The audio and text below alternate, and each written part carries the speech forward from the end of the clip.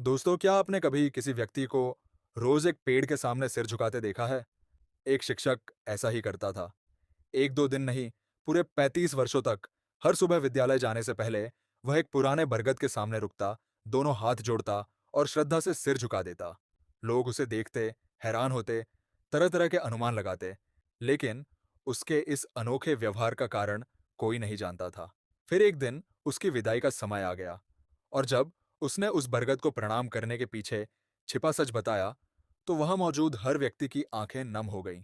आखिर ऐसा क्या हुआ था जिसने एक शिक्षक को अपनी पूरी जिंदगी यह प्रणाम दोहराने पर मजबूर कर दिया? आइए सुनते हैं ये भावुक और प्रेरणादायक कहानी, जो शुरू होती है एक छोटे से शहर के पुराने इंटर कॉलेज से। कॉलेज के सामने एक विशाल बरगद का पेड़ था। उसकी जड़ें धरती को ऐसे थामे हुए थी, मानो वर्षों से समय की पहरेदारी कर रही हो। हर सुबह ठीक 7:30 बजे, जब स्कूल की घंटी बजने में अभी कुछ समय बाकी होता, एक व्यक्ति वहां आकर रुकता। वह अपने कंधे पर टंगा झोला ठीक करता, दोनों हाथ जोड़कर बरगद को प्रणाम करता और फिर स्कूल के भीतर चला जाता। वह व्यक्ति था हिंदी के वरिष्ठ अध्यापक आचार्य देवेंद्र शर्मा। यह कोई एक दो महीने की बात नहीं थी। पूरे 35 वर्षों से उनका यही नियम था। बरसात हो, कड़ाके की सर्दी हो या तपती गर्मी, उन्होंने कभी यह क्रम नहीं तोड़ा। लोग अक्सर उन्हें देखते और हैरान होते। कुछ कहते, गुरुजी बड़े धार्मिक स्वभाव के हैं। कुछ हंसते हुए बोलते, लगता है बरगद ही इनके असली प्रिंसिपल है। कई छात्रों ने भी जिज्ञासा में पूछ लिया था, गुरुजी आप रोज इस पेड़ को प्रणाम क्यों करते हैं? लेकिन देवेंद्र शर्मा मुस्कुरा देते और कहते, जिस दिन इस विद्यालय से विदा लूंगा, उस दिन इसका उत्तर भी दे दूंगा। धीरे धीरे यह बात पूरे शहर में चर्चा का विषय बन गई। फिर समय का पहिया घूमता रहा। नए छात्र आए, पुराने चले गए। कई प्रधानाचार्य बदले, स्कूल की इमारतें बदलीं, लेकिन एक चीज कभी नहीं बदली। हर सुबह बरगद के सामने झुकते देवेंद्र शर्मा। फिर वह दिन भी आ गया जिसका सभी को इंतजार था। देवेंद्र शर्मा की सेवानिवृत्ति का दिन। विद्यालय का विशाल सभागार भरा हुआ था। पुराने छात्र दूर दूर से आए थे। कई बड़े अधिकारी, डॉक्टर, वकील और व्यापारी भी उपस्थित थे, जो कभी उनके विद्यार्थी रह चुके थे। विदाई समारोह समाप्त हुआ तो अचानक किसी ने पूछा, गुरुजी, अब तो बता दीजिए, आप रोज उस बरगद को प्रणाम क्यों करते थे? पूरा सभागार शांत हो गया। देवेंद्र शर्मा कुछ क्षण मौन रहे। फिर उनकी दृष्टि खिड़की से दिखाई दे रहे उसी बरगद पर टिक गई। वे धीरे धीरे मंच से उतरे और बरगद के पास जाकर खड़े हो गए। आज भी उन्होंने उसे वैसे ही प्रणाम किया, लेकिन इस बार उनकी आंखें नम थीं। उन्होंने भर्राए स्वर में कहना शुरू किया, आज से 35 वर्ष पहले मैं इसी विद्यालय में नया नया शिक्षक बनकर आया था। मुझे अपनी पढ़ाई, अपनी डिग्रियों और अपने ज्ञान पर बहुत घमंड था। मैं सोचता था कि जो छात्र तेज है वही आगे बढ़ने के योग्य है। बाकी लोग सिर्फ समय बर्बाद करते हैं। सभा में बैठे लोग ध्यान से सुन रहे थे। उन्होंने आगे कहा, मेरी कक्षा में एक लड़का पढ़ता था। नाम था मोहन। वह पढ़ाई में बहुत कमजोर था।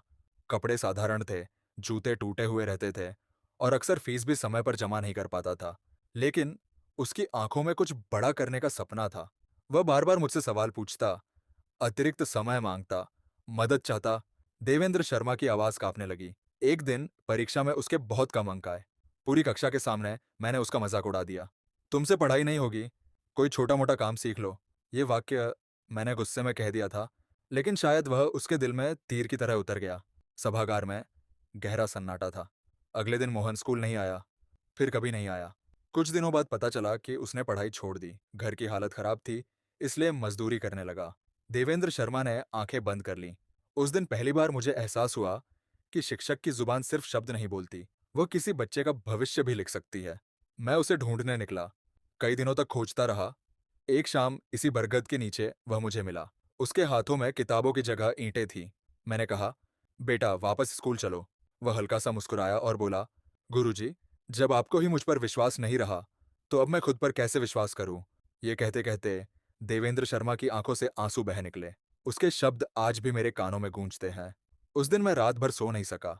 यही इसी बरगद के नीचे खड़े होकर मैंने प्रण लिया कि अब कभी किसी विद्यार्थी को उसकी कमजोरी से नहीं तौलूंगा।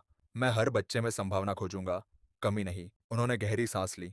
उस दिन से मैं इस पेड़ को नहीं, अपनी उस भूल को प्रणाम करता था, ताकि मुझे हर सुबह याद रहे कि एक शिक्षक का अहंकार किसी बच्चे के सपनों को तोड़ सकता है। सभा में बैठे अनेक लोगों की आंखें नम हो चुकी थीं। तभी पीछे से एक आवाज आई, गुरुजी। सबने मुड़कर देखा।